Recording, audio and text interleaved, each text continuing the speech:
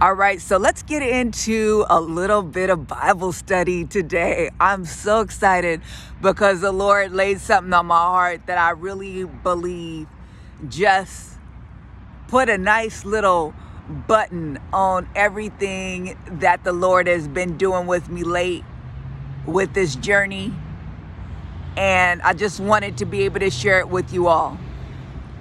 So we're going to start with talking about Moses, and this is Exodus 17 that we're going to be going through, and then Exodus 18 as well.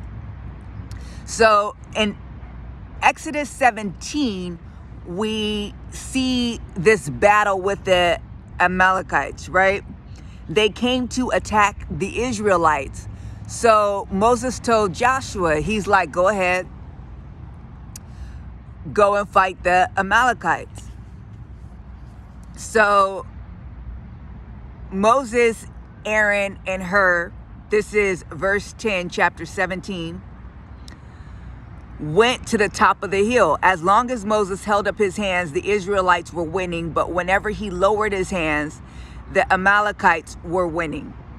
When Moses' hands grew tired, they took a stone and put it under him, and he sat on it. Aaron and Hur held his hands up, one on one side, one on the other, so that his hands remained steady till sunset.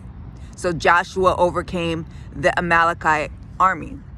The reason why this is so important is because the Lord was showing me that He is going to send people in to be able to work with me, to work above me, to work under me.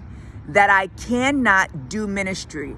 I cannot serve His ultimate purpose for me in my life to serve others without others. That I have to learn to be able to give and receive from others. And we talked about this a little bit before, but it talks about the whole journey today. And that you will never be able to accomplish all that God desires for you to accomplish alone. It's just not possible. You're going to need other people. You see, in this situation, when Moses grew tired, he had people there that helped him to be able to carry out the task that was before him. See, they were already present even before his arms grew tired. So when his arms grew tired, they were there looking and pay attention and able to step into action. Now let's look at Exodus 18, verse 13. So when we go through this, we see how Jethro, who's Moses' father-in-law, came to help Moses. Moses was sitting as a judge, and Jethro saw all of these people coming to talk to Moses. And he's like, what is going on? And he's like, well, they need help with disputes, so they come to me. And he's like, you're going to wear yourself out like this. You can't do it like this. You need to go appoint people over certain areas so that way they come to you with the difficult stuff, not with the easy stuff. So Jethro was able to impart wisdom on Moses that he needed to be able to deal with the situation. See, you got to see, look at Exodus 37.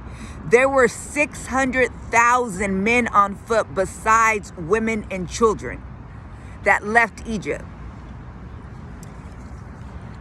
This is what Moses had charge of.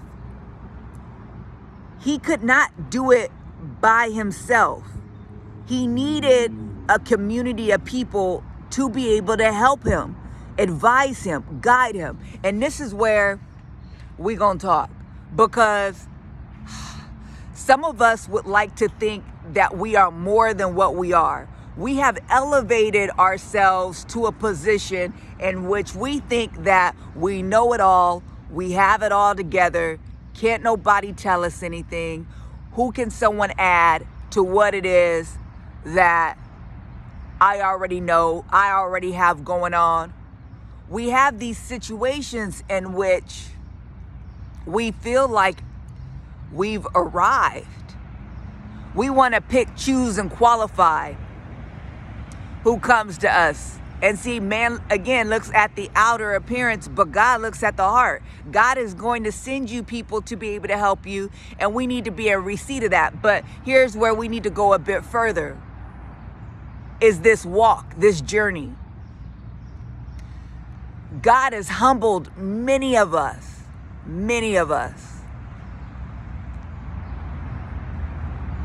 because he desired to get us to the core of who we truly are. See, all these things that make us arrogant, that make us believe that we are powerful, God has dismantled. God has gotten you to the point where if you're using the metrics of having a car, having a house, having a job, having a powerful ministry, having, kids and a husband, and, having everything be smooth and great, and having all of this stuff, having control, having your way of doing things, your wisdom, your knowledge, your own abilities. If you're basing who you are based off of all of that, then you got to understand that's why the Lord has shifted you. Because who you are is eternal. The core, the essence of who you are. This spirit that's clothed in flesh. You see, the Lord wanted to get you back to the core of who you are. And you see, when you get into the presence of other people and they try to help, or they try to, just come around you, or you're dealing with relationship, or you're dealing with all these situations, sometimes what you can find is that your arrogance and your pride comes out, right? It's like, who are you to tell me this? I can't receive that from you. You don't even have your own stuff together. Nah, I'd just rather do it by myself. But it's not actually who we are, who we were designed to be. So God had to humble many of us.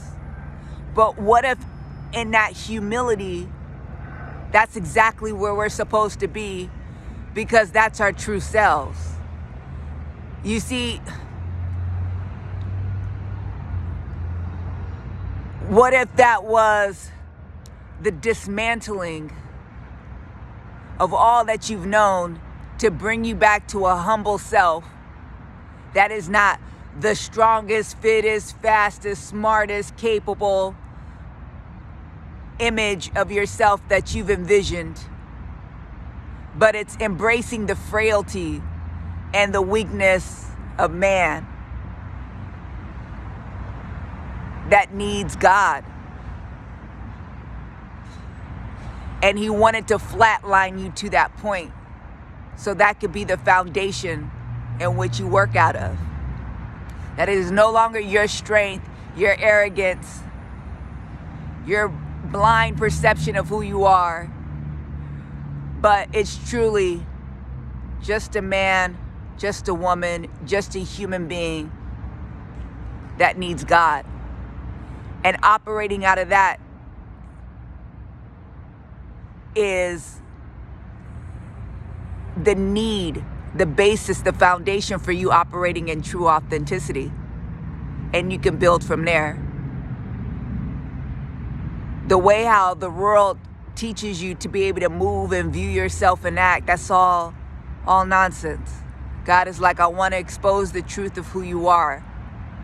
So I had to flatline you to bring you to that place. And now you see, from dust you come and dust you will return. And now we can start building.